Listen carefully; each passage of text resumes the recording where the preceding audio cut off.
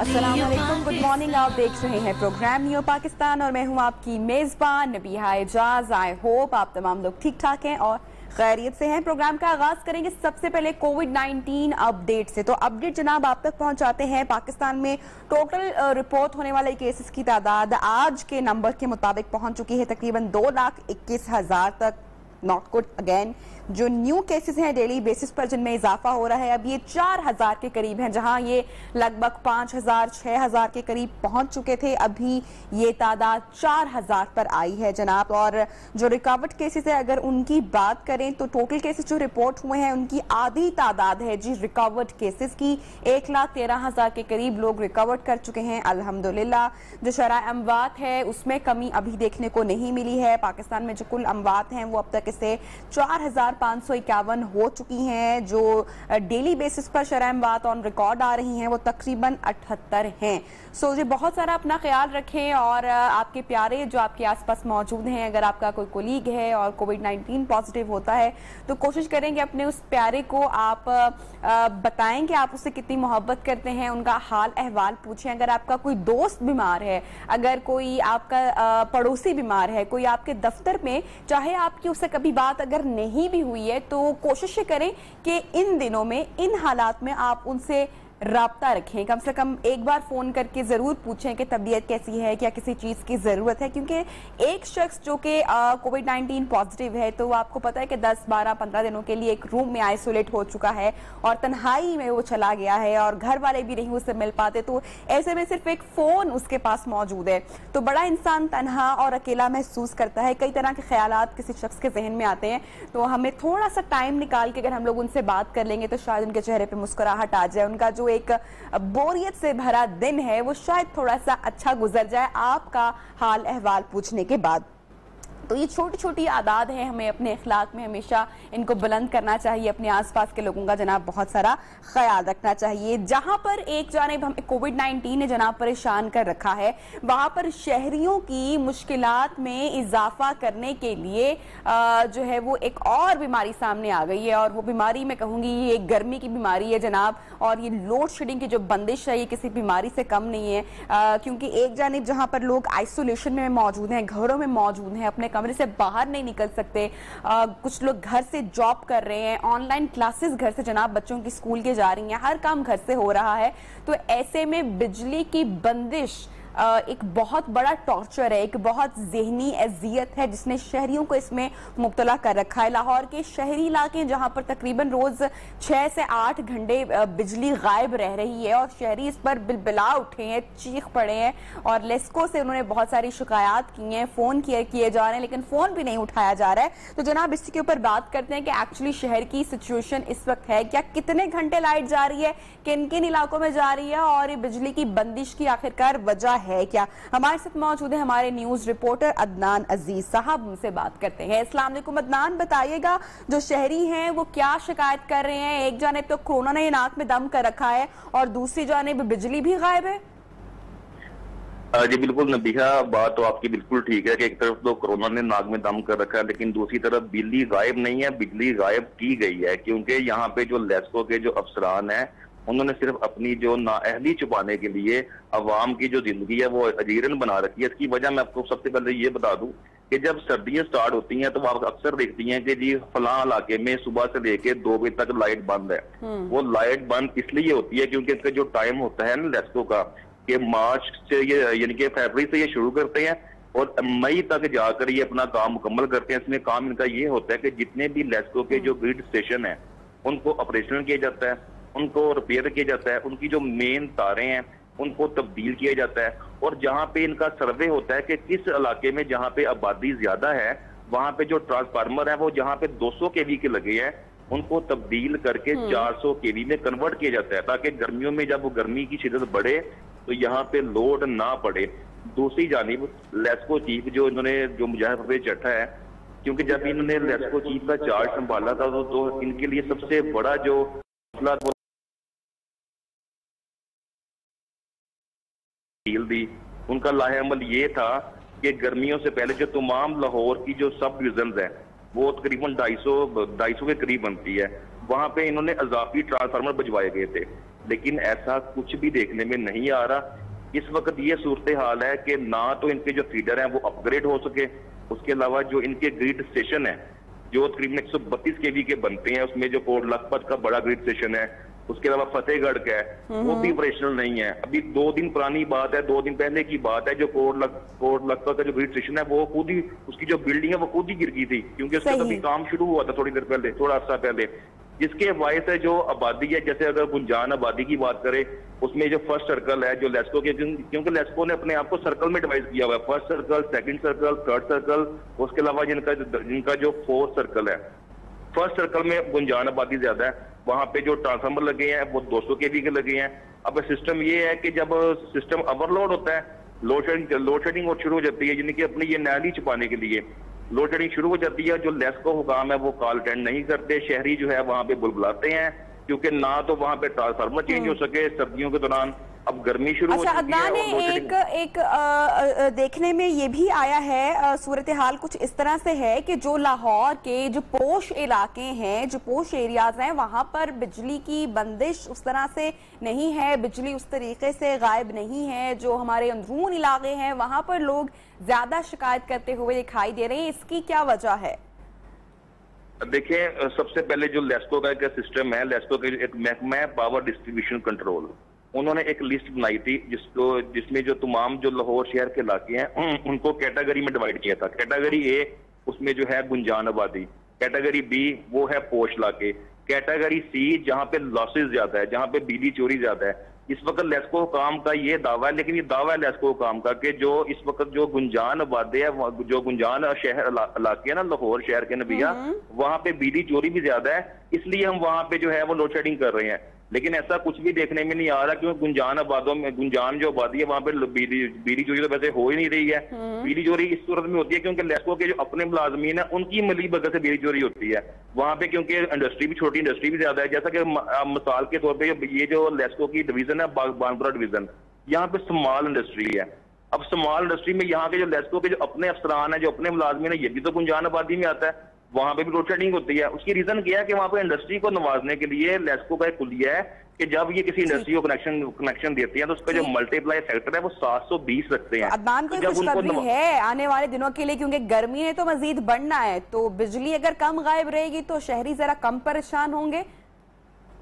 جو فگر ہے میں آپ کو نبیہ بتا دیتا ہوں، کیونکہ اس وقت جو گرمی کی شدت میں اضافے کے ساتھ جو لیسکو کی اس وقت جو طلب ہے نا وہ 4100 میگا واٹ ہے، یعنی کہ 4100 میگا واٹ سے بھی تجاوز کر چکی ہے، اور بجلی کی طلب بڑھنے سے جو سسٹم جو ہے نا، جو اس وقت کیونکہ آپریشنل سسٹم تو نہ ہو سکا، جو مینٹیننس بھی نہیں ہو سکی، تو سسٹم بھی اوور لوڈ ہو رہا ہے۔ اس وقت یہ صورتحال ہے کہ جو آر سی سی نے لیسکو کا جو لوڈ مینجمنٹ کے لیے جو سسٹم کا جو کنٹرول ہے وہ خود سنبھال لیا ہے کہ آپ کے بس کی بات نہیں ہے، ہم خود سنبھال رہے ہیں، کیونکہ آپ کا جو لوڈ ہے وہ اوور لوڈ ہو رہا ہے، جس کے باعث یہ دیکھنے میں آ رہا ہے کہ جو گریڈ اسٹیشن جو نیشنل پاور کنٹرول ہے ان کی جانب سے جو لاہور شہر کے جو گریڈ اسٹیشن ہے ان کو 1 سے 2 گھنٹے کے لیے بند کرنا ان کی مجبوری بن چکا ہے، کیونکہ اگر وہ بند نہیں کریں گے جو گریڈ ہیں وہ اوور لوڈ ہوں گے، اوور لوڈ ہونے سے گریڈ کے جو تارے ہیں وہ ان کا تارے ٹوٹنے کا خدشہ بھی بڑھ جاتا ہے، اس لیے یہ سسٹم دیکھنے میں آتا ہے۔ لیکن دوسری جانب لیسکو حکام یہ دعویٰ کر رہے ہیں کہ آگے کیونکہ تھوڑے دنوں میں 5 جولائی سے مونسون کی بارشوں کا بھی شروع ہو جائے، جو بجلی کی جو طلب ہے وہ مزید یعنی کہ کم ہو جائے گی۔ بہت شکریہ عدنان عزیز، آپ نے ہمیں اپڈیٹ کیا۔ امید کی جاتی ہے کہ جی آنے والے دنوں میں جو بجلی غائب رہنے کا سلسلہ ہے یہ تھوڑا سا ختم ہوگا، جو ہمارے شہری ہیں ان کو ذرا کم پریشانی کا اس حوالے سے سامنا کرنا پڑے گا۔ آگے بڑھتے ہیں اور اپنے پروگرام کے سلسلے کو آگے بڑھاتے ہیں۔ جمعے کا آج روز ہے، مبارک دن ہے، آپ تمام لوگ بھی جمعے کی نماز کی تیاری میں یقینی طور پر آج مصروف ہوں گے، اور آج ہم لوگ بات کریں گے توبہ استغفار کی فضیلت کے اوپر۔ ہمارا عنوان نہیں ہے لیکن سیگمنٹ ہے، سیگمنٹ میں ہم کال پر شامل کریں گے علامہ ضیاء اللہ شاہ بخاری صاحب کو، اور ان سے ہی ہم جانیں گے کہ استغفار کا مطلب کیا ہے، توبہ استغفار کا صحیح طریقہ کیا ہے، نماز کے بعد کس طریقے سے ہم اس کو شامل کر سکتے ہیں اپنی روٹین میں، اور اگر ایک انسان اگر وہ گناہ کا مرتکب ہوئے جا رہا ہے لیکن اس کے ساتھ اس نے توبہ استغفار جاری رکھے ہوئے ہے تو یہ جو ہے کرنا کیا ایک ٹھیک عمل ہے، پھر کیا دنیا اور آخرت میں اس کا ہمیں توبہ استغفار کرنا جو ہے وہ کتنا ہمیں بچائے گا, کتنا ہمارا سیف گارڈ اس میں بنے گا. تو اسی کے اوپر بات کرتے ہیں. ہمارے ساتھ شاہ صاحب موجود ہیں. شاہ صاحب بہت شکریہ, آپ نے ہمیں جوائن کیا ٹیلی فون لائن پر. یقیناً آپ نے سنا ہوگا آج ہم لوگ بات کریں توبہ استغفار کی فضیلت کے اوپر. تو استغفار کرنے کا صحیح طریقہ کیا ہے اور کس طرح سے یہ دنیا اور آخرت میں ہمارے لیے بخشش کے لیے جو ہے وہ ثابت ہوگا؟ بہت خوبصورت آپ نے سوال اٹھایا ہے اور اس کی آج انتہائی ضرورت ہے, اس لیے کہ ہم جن موجودہ حالات سے گزر رہے ہیں ان کا یہ تقاضا ہے کہ ہم اللہ تعالیٰ کی بارگاہ میں حاضری دیں اور رجوع کریں اللہ تعالیٰ کی طرف. توبہ کا مطلب بھی ہوتا ہے رجوع کرنا, اللہ کی طرف لوٹنا, اللہ تعالیٰ کی طرف پلٹنا. جو ہم غافل ہو چکے اللہ تعالیٰ سے اس غفلت کو چھوڑ دیں اور اللہ کی غلامی کی طرف پلٹ آئے.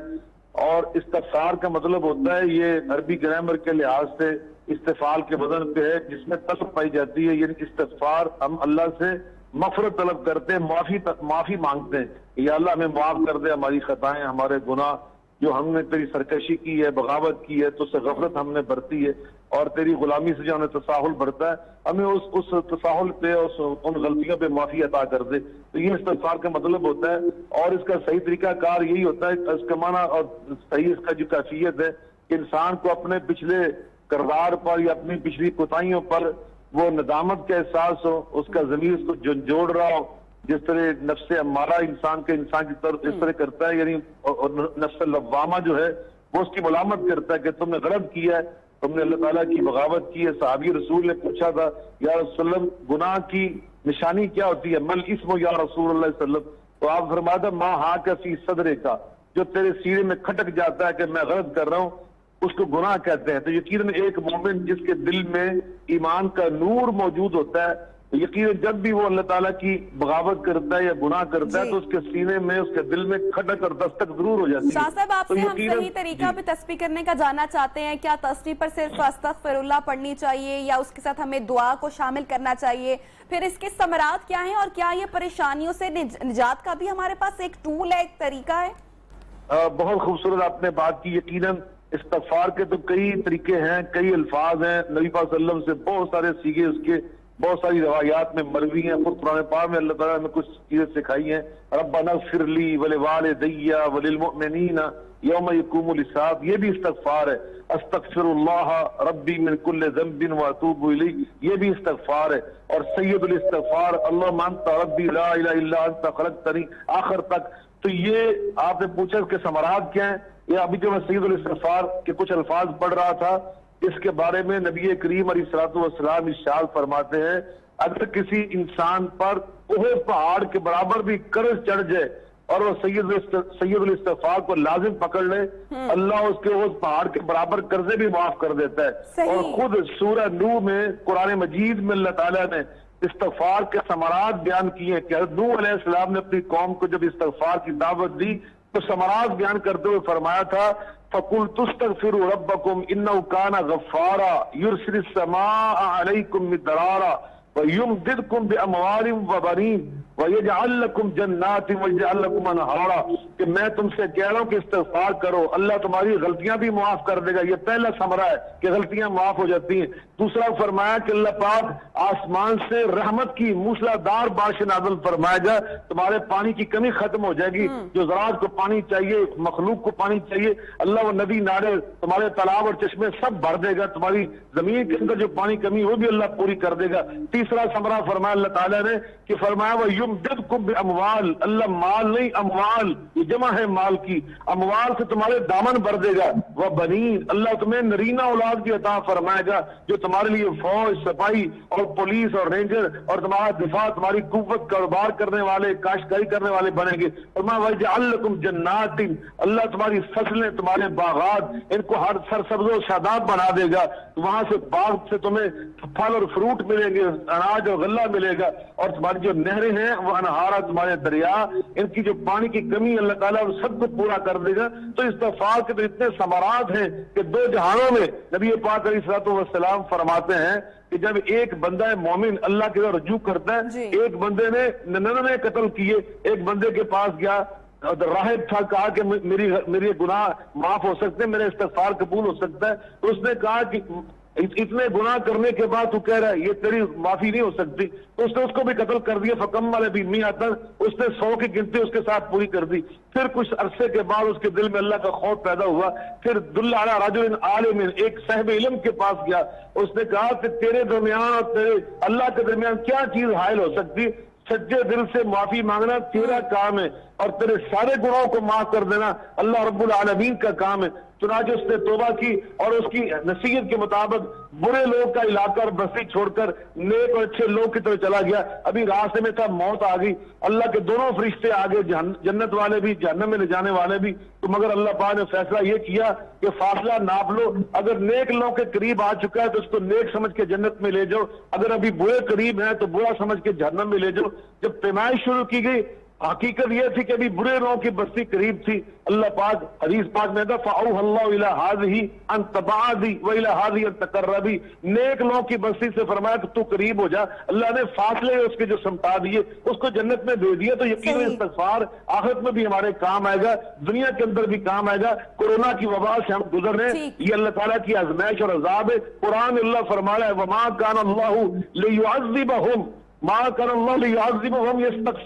अगर ये इस्तग़फ़ार करने वाले बंदे अल्लाह ने कभी अज़ाब में मुब्तला नहीं करेगा, कभी कोई सजा नहीं देगा। तो यकीन आज इस कौम को अल्लाह से माफी मांगने की जरूरत है, इस्तग़फ़ार करने की जरूरत है, अल्लाह की मखलूक पर तरस खाने की जरूरत है।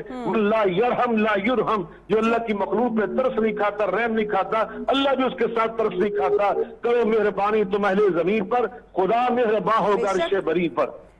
बहुत शुक्रिया अल्लामा ज़ियाउल्लाह शाह बुखारी साहब, आपने इतनी खूबसूरत गुफ्तगू की और तफसीली तौर पर तौबा इस्तग़फ़ार की फजीलत से हमें, हमारी ऑडियंस को आपने आगाह किया। और बेशक हमें हर मुश्किल हालात में अल्लाह ताला से हमें रुजू करना चाहिए, हमें उससे बख्शिश तलब करनी चाहिए, हमें अपने अखलाक बेहतर करने चाहिए, हमें अपने आसपास के लोगों से अच्छा सलूक करना चाहिए और चलते फिरते हमें जो है वो अल्लाह ताला के ज़िक्र अस्कार हमें करते रहना चाहिए। जनाब आगे बढ़ते हैं और अब आपसे हम बात करते हैं कि जहां पर कोरोना वबा ने हमारी जिंदगियों को एक स्टैटिक कर दिया है, एक थोड़ा सी एक लग रहा है कि हमारी जिंदगी रुक सी गई है, थम सी गई है, वहां पर ही इसने हमें अपने प्यारों के करीब भी किया है। और ऐसे में हमें अपनी अच्छी आदत अपनाने और अपने इखलाक को बेहतर करने का मौका भी मिला है। बहुत सी अच्छी आदत भी हमने अपनाई हैं, अपने प्यारों के साथ हमने बहुत सारा वक्त भी गुजारा है। तो कुछ ऐसे ही लम्हात की आपको वीडियो दिखाते हैं यूनिलीवर पाकिस्तान की जानिब से।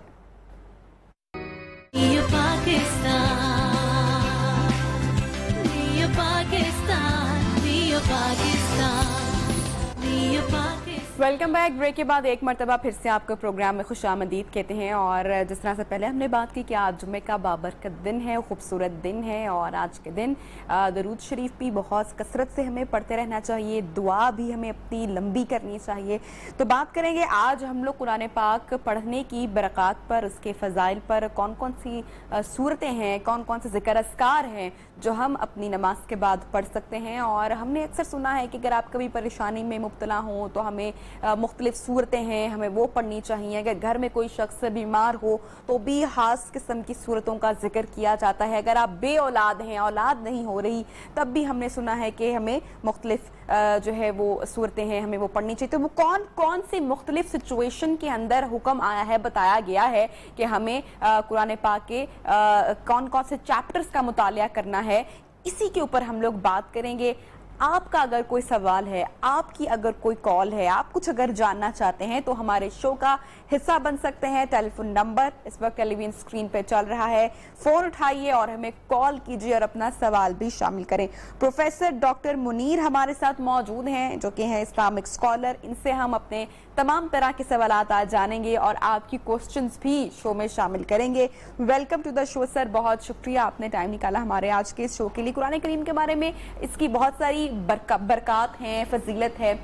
जुम्मे का दिन है खासकर, तो हम अपनी नमाज के बाद खासकर मैं आगाज यहाँ से करना चाहूँगी कि हम कौन कौन सी सूरतें हैं जो हम पढ़ सकते हैं।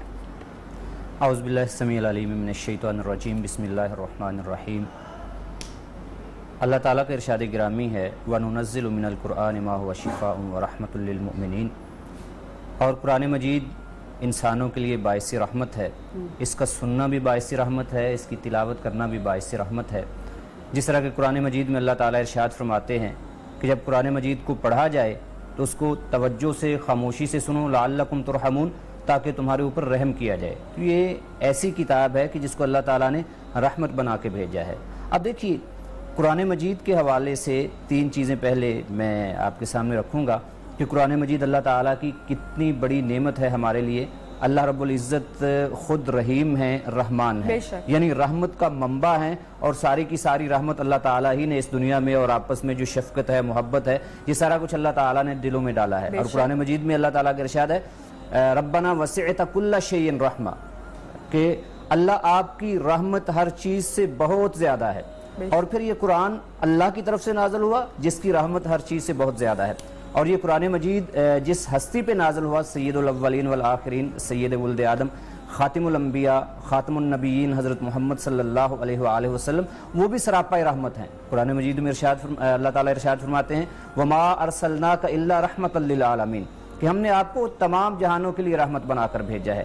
اور یہ کتاب قرآن مجید یہ خود رحمت ہے۔ وَنُنَزِّلُ مِنَ الْقُرْآنِ مَا هُوَ شِفَاءٌ وَرَحْمَةٌ، اللہ تعالیٰ فرماتے ہیں کہ ہم قرآن نازل فرماتے ہیں، اس میں شفا بھی ہے اور اس میں رحمت بھی ہے۔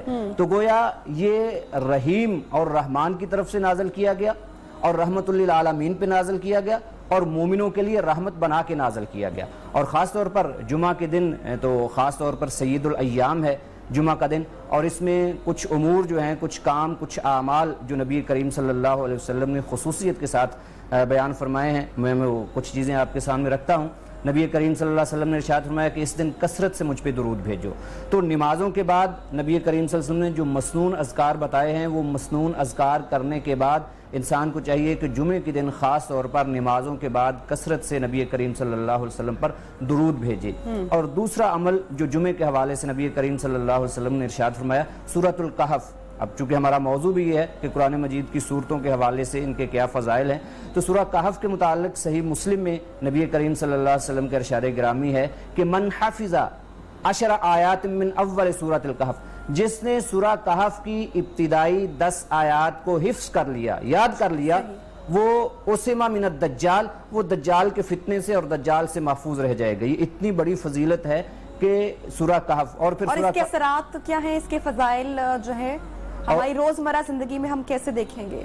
دیکھیے قرآن مجید کے اثرات ایک تو اس حوالے سے ہیں کہ قرآن مجید کو پڑھنا باعث رحمت ہے، اور اس انداز سے باعث رحمت ہے۔ میں سورہ کہف کے حوالے سے اپنی بات مکمل کر کے آپ کے سوال کی طرف آتا ہوں، بہت اچھا سوال ہے آپ کا۔ تو سورہ کہف کے متعلق نبی کریم صلی اللہ علیہ وسلم نے ارشاد فرمایا کہ جمعہ کے دن جو اس کو پڑھتا ہے، اگلے جمعے کے لیے، آپ نے اس کے اثرات اور ثمرات پوچھے، اگلے جمعے تک کے لیے اس کے لیے اللہ تعالیٰ نور پیدا فرما دیتے ہیں اور اس کی رہنمائی میں وہ چلتا ہے۔ تو گویا یہ نور، اور ہمیں سورہ کہف اگر ہم پڑھتے ہیں، اور پھر سورہ کہف کے متعلق فرمایا کہ جو یہ پڑھتا ہے وہ دجال کے فتنوں سے محفوظ رہے گا۔ تو خاص طور پر جمعے کے اعمال میں سے درود شریف کے ساتھ ساتھ سورہ کہف کی تلاوت یہ بھی ہمیں اپنے معمولات میں شامل کرنی چاہیے۔ اور تیسری بات جمعے کے دن کے حوالے سے نبی کریم صلی اللہ علیہ وسلم کا ارشاد گرامی ہے کہ جمعے والے دن ایک وقت ایسا آتا ہے کہ اس میں انسان جو اللہ سے مانگتا ہے اللہ تعالیٰ اس کو عطا فرما دیتے ہیں۔ تو ایک گھڑی ایسی ہے۔ ڈاکٹر صاحب ایک سوال میں آپ سے کرنا چاہوں گی کہ جب بھی ہم لوگ نماز پڑھنے کی بات کرتے ہیں، تو جب ہم نماز پڑھ رہے ہوتے ہیں تو ہم پوری کنسنٹریشن کے ساتھ نماز پڑھنے کی کوشش کرتے ہیں۔ میں کوشش کرتی ہوں کہ جب میں نماز پڑھ رہی ہوں تو اس کا جو ترجمہ ہے اس کو سمجھ کے ہم لوگ پڑھیں، اور یہی حکم ہے، نہ اس کے دماغ میں چل رہا ہے کہ بچے نے کھانا کھایا ہے کہ نہیں کھایا ہے، ملازم نے جو ہے وہ گھر کے کام کیے ہیں کہ نہیں کیے ہیں، تمام اس طرح کی باتیں ہمارے ذہن میں نہیں آنی چاہیے، اور اللہ سے آپ کا یہ ڈائریکٹ رجوع ہے۔ تو نماز کے بارے میں ہم ہمیشہ یہ سنتے ہیں کہ کنسنٹریشن آپ نے اپنی رکھنی ہے۔ تو قرآن پاک کی اگر ہم تلاوت کر رہے ہیں تو کیا صرف اس کو پڑھنا ایک مطلب یہ ایک خوبصورت عمل ہے، اس میں کوئی شک نہیں ہے، لیکن اس کو سمجھنا کتنا ضروری ہے؟ اس وقت ہمارے اوپر کیا کوئی خاص کیفیت بھی طاری ہونی چاہیے پڑھتے وقت؟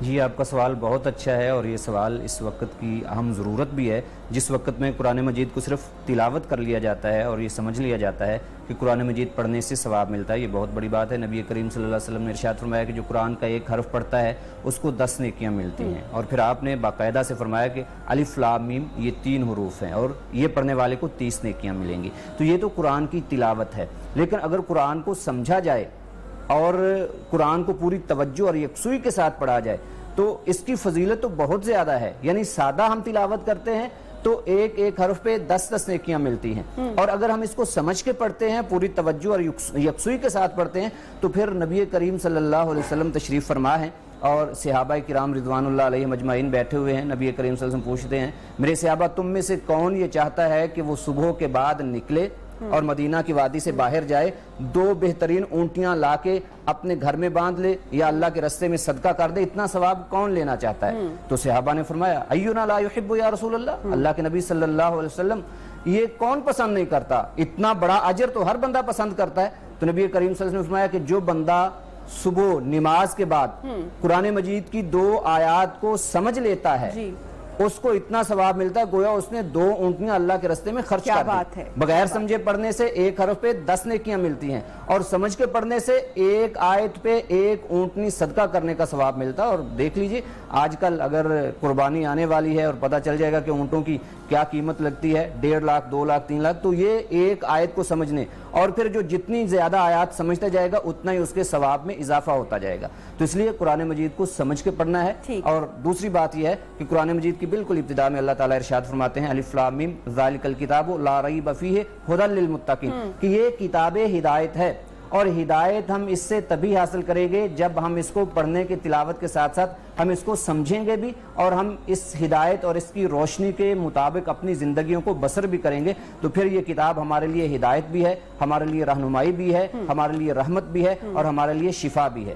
تو اس لیے قرآن مجید کو پوری توجہ کے ساتھ پڑھنا انتہائی ضروری. قرآن مجید کے کچھ حقوق ہیں وہ میں آپ کے سامنے رکھتا ہوں.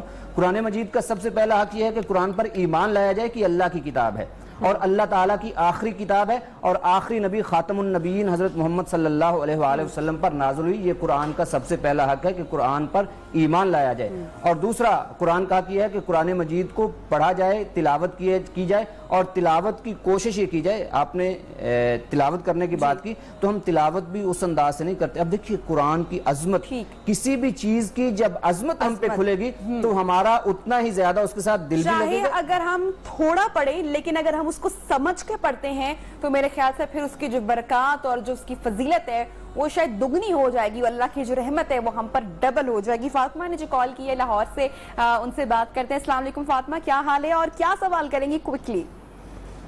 وعلیکم السلام نبیہ، بہت شکریہ کال لینے کے لیے. اچھا، میرا سوال یہ ہے کہ مجھے ایسا لگتا ہے جیسے کہ میں کوئی بھی نیا پروجیکٹ یا کوئی بھی نیا کام شروع کرتی ہوں، وہ سٹارٹ ہو جاتا ہے، وہ شروع ہو جاتا ہے، لیکن اس میں کوئی ایسی رکاوٹ آتی ہے کہ جس پر پھر میں کوئی آرگیومنٹ نہیں کر سکتی کہ یہ کیوں ہوا، تو وہ بھی ختم ہو جاتا ہے سرے سے. اور موسٹلی اور میں اس وجہ سے بہت زیادہ اپسیٹ ہوں. مطلب اب میں نے فیل کرنا شروع کر دیا کہ یہ مسئلہ ایگزسٹ کرتا ہے. پہلے میں سمجھتی تھی کہ نہیں، آپ کرتے جائیں آپ نکل جاتے ہیں ایک دن، اور لیکن وہ دن پتہ نہیں آئے نہیں رہا. فاطمہ میں آپ سے سوال کروں گی، آپ کا اپنے رب سے جو روحانی تعلق ہے اس کو آپ کیسے ڈیفائن کریں گی؟ نماز قرآن میں کتنا آپ کا دل لگتا ہے؟ اس کے بعد آپ کا جواب بھی لیتے ہیں. ہاں، یہ بہت اچھا سوال آپ نے کیا. نماز میں اتنی پابندی سے نہیں پڑھتی، لیکن جب پڑھ رہی ہوتی ہوں تو پھر بہت پابندی سے پڑھتی ہوں. اور یہ میں بالکل سچ بتایا آپ کو. اور مجھے اس بات کا بھی آئیڈیا ہے کہ جب ہم نماز پڑھتے ہیں تو ہمارے راستے کھلتے ہیں. تو لیکن پھر بھی میں چاہتی ہوں کہ کوئی اور سولوشن بھی بتائیں نماز کے ساتھ بتائیں مجھے، تاکہ میں اس کو ساتھ اس کو کیری کروں. میں یہ چاہوں گی. ٹھیک ہے فاطمہ، کوئی قرآنی وظائف آپ جاننا چاہ رہی ہیں؟ ڈاکٹر صاحب سے وہ پوچھ لیں، کوئی صورت پوچھ لیں. ہمیں قرآن مجید کے حوالے سے کوئی فضائل جاننا چاہ رہے ہیں. ٹھیک ہے فاطمہ، پروگرام دیکھتے رہیے گا. جی ڈاکٹر صاحب. بہن نے سوال کیا ہے کہ کام شروع کرتے ہیں تو پھر اس میں مستقل مزاجی اور یہ نہیں ہوتا. دیکھیے اس کے لیے سب سے پہلے تو یہ بات ہے کہ کوئی بھی نیکی شروع کرے اس کے لیے 2 باتیں ذہن میں رکھنی چاہیے. نیکی انسان فرائض تو پورے کرنے ہی ہیں، لیکن اس کے علاوہ جو نوافل ہیں یا صدقات وغیرہ ہیں اس کے حوالے سے یہ ہے کہ انسان اپنی حیثیت اور استطاعت کے مطابق، یہ ضروری نہیں ہے کہ ایک دفعہ بہت سارا پڑھ لیا اور اگلے دن چھٹی کر لی، بلکہ نبی کریم صلی اللہ علیہ وسلم کا ارشاد گرامی ہے. حضرت عائشہ رضی اللہ تعالیٰ نے ارشاد فرماتی ہیں احب الاعمال الی اللہ ادومھا وان قل. اللہ تعالیٰ کو وہ اعمال بہت زیادہ پسند ہیں، سب سے زیادہ محبوب ہیں جن میں مستقل مزاجی ہوتی ہے، چاہے ان کی مقدار تھوڑی ہی ہو. آپ تھوڑا پڑھ لیں لیکن مستقل مزاجی کے ساتھ پڑھیں. اب بات یہ ہے کہ جب انسان کوئی نیکی کرتا ہے تو بہت ساری قوتیں اس کو نیکی سے روکنے والی بھی ہوتی ہیں، خاص طور پر شیطان ابلیس یہ نہیں چاہتا کہ انسان نیکی کرے، تو اس لیے نیکی کرنے سے پہلے ایک تو کوشش یہ کریں کہ آپ صدقہ خیرات ضرور کریں، اور اس دعا ضرور کریں کہ اللہ یہ نیکی ہے یا جو بھی کام شروع کرنے لگی اس پر اللہ تعالیٰ سے دعا ضرور کریں۔ اور تیسری بات، قرآن مجید میں اللہ تعالیٰ ارشاد فرماتے ہیں وَاسْتَعِینُوا بِالصَّبْرِ وَالصَّلَاةِ، صبر اور نماز کے ساتھ اللہ کی مدد مانگو۔ اب صبر کا ایک معنی تو یہ ہے کہ تکلیف اور مصائب کو برداشت کرنا، اور صبر کا ایک معنی یہ ہے کہ نہ چاہتے ہوئے بھی نیکی کے کام کو کرنا، اور اگر انسان کا دل نہیں بھی چاہ رہا تو یعنی اپنے ناپسندیدہ چیز جب انسان کا دل نہیں چاہ رہا ہوتا تب بھی وہ نیکی کرنا، یہ بھی ایک صبر ہی ہے۔ عبد الرحمان نے جی کال کی ہے کراچی سے۔ السلام علیکم عبد الرحمان، کیا پوچھیں گے؟ ہیلو جی عبد الرحمان، اگر آپ تک آواز پہنچ رہی ہے تو کیا سوال کریں گے آپ؟ میرا یہ سوال ہے کہ میں ڈاکٹر صاحب سے یہ پوچھنا چاہتا ہوں کہ میرے سر میں اکثر درد رہتی ہے، تو اس کا کوئی مجھے وظیفہ بتا دیں، قرآنی وظیفہ، تاکہ میں وہ اس پہ عمل کروں۔ اور ٹھیک ہے عبد الرحمان، آپ کو اس کا آن ایئر جواب دیتے ہیں۔ اچھا ڈاکٹر صاحب، ایک تو عبد الرحمان کو بھی ہم بتائیں گے، اس سے پہلے میں بھی ایک سوال شامل کرنا چاہوں گی۔ اسم اعظم کے بارے میں ہم لوگ ہمیشہ بڑا سنتے ہیں، بڑے اسکالرز اس کی تلاش میں بھی رہتے ہیں، قرآن پاک میں اس کو تلاشتے بھی ہیں، تو اس کے اوپر تھوڑی سی روشنی جائے گا؟ ہم تو طالب علم ہیں، ہم تو شاگرد ہیں، تو ہمارے بہت سارے آڈینس بھی اس کے اوپر جاننا چاہیں گے یقیناً اس کی فضیلت اور آیت کریمہ کی فضیلت بھی۔ یہ دو سوال میرے آپ سے ہو گئے ہیں۔ جی اب دیکھیے، آپ کا سوال اسم اعظم اور آیت کریمہ، یہ دونوں سوال بہت اہم ہیں۔ آیت کریمہ کے حوالے سے تو آپ دیکھ لیجئے کہ جب انسان کو کوئی رستہ نہ ملتا ہو، اتنی مصائب مشکلات میں انسان گھر جائے کہ نہ کوئی ظاہری رستہ مل رہا ہو، نہ کوئی انسان کو یہ محسوس ہو رہا ہو کہ میرے سامنے کوئی ظاہری سبب نہیں ہے، کوئی میرا ساتھ نہیں دے رہا ہے، ایسی مشکل میں گھر گیا ہوں کہ اب وہاں سے نکلنے کا کوئی راستہ نہیں ہے اور نہ ہی کوئی نکالنے والا نظر آ رہا ہو، تو تب پھر یہ آیت کریمہ جو ہے، اب دیکھیے مشکلات کے لیے حضرت یونس علیہ السلام نے یہ دعا مانگی تھی اللہ تعالیٰ سے، لا الہ الا انت سبحانک انی کنت من الظالمین، یہ ہے آیت کریمہ۔ اب دیکھیے، حضرت یونس علیہ السلام نے یہ دعا تب مانگی جب وہ سمندر کی تہ میں تھے، مچھلی کے پیٹ میں تھے، سارے راستے بند تھے، اور کسی کو پتا بھی نہیں تھا کہ حضرت یونس علیہ السلام ہے کہاں، دنیا میں کسی کو نہیں پتا تھا۔ اب کسی کی مدد تو تب ہوتی ہے نا جب کسی کو پتا ہو کہ کون کس مشکل میں گھرا ہوا ہے، کون کہاں پہ ہے، تو حضرت یونس علیہ السلام پتا ہے کہ صرف مدد آئے گی تو رب کی آئے گی، اور تو کسی کی آ نہیں سکتی، اور کسی کی آ نہیں سکتی۔ اب دیکھیں، حضرت یونس علیہ السلام نے جس یقین کے ساتھ یہ آیت کریمہ پڑھی، لا الہ الا انت سبحانک انی کنت من الظالمین، اس میں اللہ تعالیٰ کی تسبیح ہے، یا اللہ آپ پاک ہیں، آپ ہر کمی کوتاہی سے مبرہ ہیں اور منزہ ہیں، اور پھر ساتھ ہی یہ کہہ دیا انی کنت من الظالمین، اللہ مجھ سے کوئی کمی کوتاہی ہو گئی ہے جس کے لیے میں اس مصیبت میں گھر گیا ہوں۔ تو ایک بات ذہن میں رکھیے کہ انسان کسی بھی مصیبت میں جب گھرتا ہے نا تو اس کی اپنی بدعمالیاں بھی ہوتی ہیں۔ قرآن مجید میں اللہ تعالیٰ ارشاد فرماتے ہیں ظہر الفساد فی البر والبحر بما کسبت ایدی الناس، کہ جو بھی فساد، جو بھی کوئی معاملات خراب ہوتے ہیں تو وہ انسان کی اپنی بدعمالیوں کی وجہ سے ہوتے ہیں۔ تو لا الہ الا انت سبحانک انی کنت من الظالمین، یا اللہ تو پاک ہے اور تیرے سوا کوئی ہے بھی نہیں، اور میں خود پہ ظلم کر بیٹھا ہوں۔ جب انسان اپنے گناہ کا اعتراف کرتا نا، پہلے استغفار پہ شاہ صاحب بات کر رہے تھے، تو استغفار بھی ہے کہ یا اللہ میں ظلم کر بیٹھا ہوں۔ حضرت آدم علیہ السلام کی دعا دیکھ لیجئے، سب سے پہلی جو دعا انہوں نے اللہ تعالیٰ سے مانگی، ربنا ظلمنا انفسنا وان لم تغفر لنا وترحمنا لنکونن من الخاسرین، اللہ مجھ سے ظلم ہو گیا ہے اور معاف کرنے والا صرف تو ہے، اگر تو نے معاف نہ کیا تو میں کدھر جاؤں گا۔ بالکل وہی آیت کریمہ میں، تو اس لیے کسی بھی مشکل میں انسان گھر جائے تو آیت کریمہ کو، اس دعا کو جو حضرت یونس علیہ السلام نے پڑھی ہے، پڑھنا چاہیے۔ اب آپ کا دوسرا سوال ہے اسم اعظم۔ اسم اعظم کے حوالے سے نبی کریم صلی اللہ علیہ وسلم نے فرمایا کہ اسم اعظم، مختلف روایات میں مختلف الفاظ آئے ہیں کہ اسم اعظم وہ اللہ تعالیٰ کے اسماء ہیں کہ جن کے ساتھ اللہ تعالیٰ کو جب پکارا جاتا ہے تو اللہ تعالیٰ دعا قبول کرتے ہیں۔ اب دیکھیے، اسم اعظم اور اللہ تعالیٰ کے جتنے بھی اسماء الحسنہ ہیں، ان سارے اسماء کے ساتھ اللہ تعالیٰ کو پکارنا چاہیے۔ اللہ تعالیٰ قرآن مجید میں ارشاد فرماتے ہیں وَلِلَّهِ الْأَسْمَاءُ الْحُسْنَى فَادْعُوهُ بِهَا، اللہ تعالیٰ کے بہت پیارے نام ہیں اور اللہ تعالیٰ سے دعا کرو تو ان ناموں کے ذریعے سے دعا کرو۔ بعض مفسرین لکھتے ہیں کہ الحی القیوم، اللہ لا الہ الا هو الحی القیوم، یہ اسم اعظم ہے۔ یا ذا الجلال والاکرام، یہ اسم اعظم ہے۔ اور ایسے ہی بعض نے لا الہ الا انت سبحانک انی کنت من الظالمین جو آیت کریمہ ہے، اس کو بھی اسم اعظم قرار دیا ہے۔ جی تو بہرحال اللہ تعالیٰ کے جتنے بھی اسماء ہیں ان اسماء کے ساتھ انسان کی برکت بے شمار ہے. جناب آگے بڑھتے ہیں اور اگلا سوال کرتے ہیں. چونکہ سر آپ کو پتہ ہے کہ ملکی حالات, دنیا کے حالات اس وقت جو ہیں وہ تبدیل ہو چکے ہیں اور بہت سارے لوگوں کے کاروبار بند پڑے ہوئے ہیں اور جو مالی حالات ہیں لوگوں کی وہ اس وقت بڑے پریشان کن ہیں. تو ایسے میں رزق کشادہ کرنے کے حوالے سے بھی کوئی صورت ہے جو پڑھ سکتے ہیں؟ دیکھیے رزق کشادہ کرنے کے حوالے سے قرآن مجید کی آیات بھی ہیں اور جن سے یہ پتہ چلتا ہے کہ یہ کرنے سے, اور کچھ اعمال قرآن مجید میں ذکر کیے گئے ہیں. اب دیکھیں ایک یہ ہے کہ انسان کچھ کام پڑھے اور اس سے اگلا سٹیپ جو ہے انسان کچھ کرے. جب انسان کچھ عمل کرتا ہے, اور قرآن مجید یہ اللہ تعالیٰ کی, میں نے شروع میں کہا کہ اللہ تعالیٰ کی رحمت ایسی رحمت ہے کہ زندگی کے ہر شعبے کے بارے میں انسان کی رہنمائی کرتی ہے کہ اگر اس چیز کی کمی ہے تو یہ کرو, اس چیز کی کمی ہے تو یہ کرو. آپ نے سوال کیا کہ رزق کی کمی ہے. اب رزق کی کمی کے حوالے سے ایک تو استغفار انتہائی ضروری ہے, جس طرح سے سورہ نوح میں بھی پہلے شاہ صاحب بیان کر چکے ہیں, اور میں سورہ ہود کے حوالے سے بات کروں گا. سورہ ہود کے ابتدا میں اللہ تعالیٰ فرماتے ہیں وَأَنِ اسْتَغْفِرُوا رَبَّكُمْ ثُمَّ تُوبُوا إِلَيْهِ يُمَتِّعْكُمْ مَتَاعًا حَسَنًا إِلَىٰ أَجَلٍ مُّسَمًّى. الفاظ پہ غور کرنے کی ضرورت ہے تمام احباب کو کہ اللہ فرماتے ہیں وَأَنِ اسْتَغْفِرُوا رَبَّكُمْ ثُمَّ تُوبُوا إِلَيْهِ, اللہ سے استغفار کرو, توبہ کرو. استغفار کا مطلب یہ ہے کہ زبان کے ساتھ اپنے گناہ کا اقرار کرنا, یا اللہ مجھ سے غلطی ہوگی اور آپ مجھے معاف فرما دیں. ثُمَّ تُوبُوا إِلَيْهِ, استغفار کے بعد توبہ. توبہ کا مطلب ہے رجوع کرنا, پلٹ آنا, کہ جو غلطی ہوگی اس غلطی کو چھوڑ کے دوبارہ صراط مستقیم کی طرف پلٹ آئے, اللہ تعالیٰ کی طرف پلٹ آئے. تو اللہ فرماتے ہیں یمتعکم, آپ نے رزق کی بات کی, اب میں اس حوالے سے بات کرتا ہوں. یمتعکم متاعا حسنا الی اجل مسمی, کہ اللہ تعالیٰ تمہیں ایک مقررہ وقت تک جب تک تمہاری زندگی ہے اللہ تعالیٰ تمہیں متاع حسنہ, بہترین متاع دے گا. اب یہ متاع کیا ہے؟ یہ سورہ آل عمران کی ایک آیت ہمیں بتاتی ہے کہ متاع کیا ہے. اللہ تعالیٰ ارشاد فرماتے ہیں زُيِّنَ لِلنَّاسِ حُبُّ الشَّهَوَاتِ مِنَ النِّسَاءِ وَالْبَنِينَ, اور یہ آیت ساری کی ساری آخر میں اللہ تعالیٰ فرماتے ہیں ذَلِكَ مَتَاعُ الْحَيَاةِ الدُّنْيَا, یہ دنیا کا سامان ہے. اس میں بیوی کا ذکر ہے, اس میں اولاد کا ذکر ہے, اس میں گھر بار کا ذکر ہے, اس میں کاروبار کا ذکر ہے, اس میں سونے اور چاندی کا ذکر ہے, اس میں سواری کا ذکر ہے, اور یہ سارا کچھ ذکر کرنے کے بعد اللہ فرماتے ہیں یہ متاع ہے.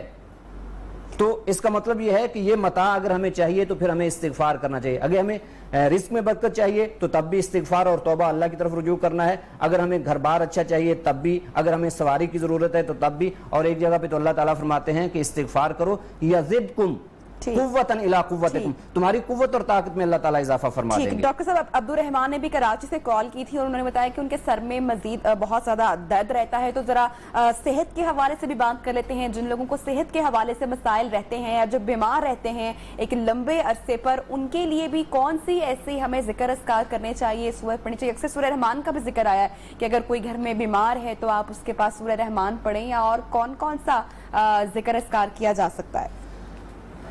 دیکھیے قرآن مجید میں اللہ تعالیٰ کا ارشاد ہے وَنُنَزِّلُ مِنَ الْقُرْآنِ مَا هُوَ شِفَاءٌ وَرَحْمَةٌ. اللہ تعالیٰ نے جو قرآن نازل کیا ہے یہ سارے کا سارا ہی شفا ہے. پورے یقین کے ساتھ آپ قرآن جہاں سے مرضی پڑھ لیں. سورہ الرحمن پڑھ لیں.